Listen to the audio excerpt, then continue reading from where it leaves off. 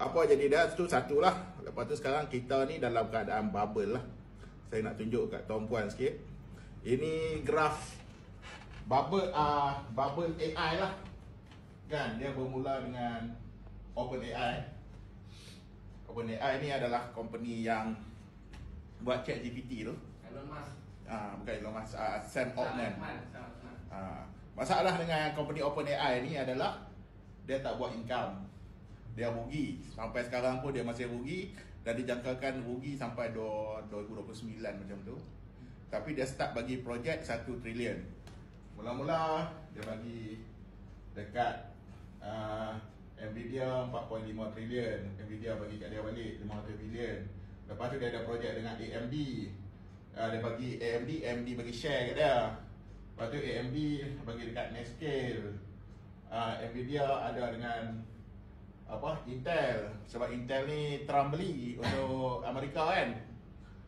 Lepas tu OpenAI dengan Oracle untuk data center. Ni untuk data center Oracle ni pergi ke Nvidia sebab dia akan beli graphic card Nvidia kan, yang Hopper kan, Blackwell kan. Lepas tu dia pergi kat AMD juga nak beli graphic card dekat Microsoft untuk buat data center.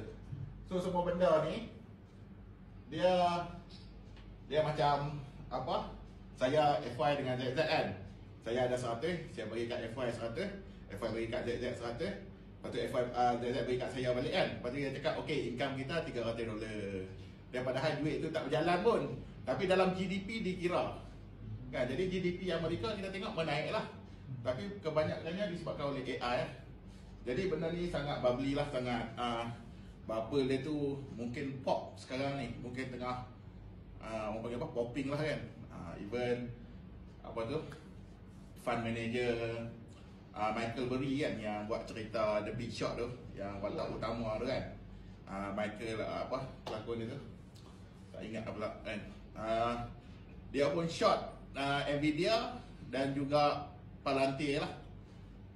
So dua-dua macam Palantir ni dia company AI yang buat untuk US military lah. Dia guna untuk buat face recognition dekat Palestin. Lepas tu dia tembak. Dia pakai AI lah kan. So memang banyak duit dah. Tapi sekarang dia tengah burst So saya tunjuk dalam bentuk chart lah.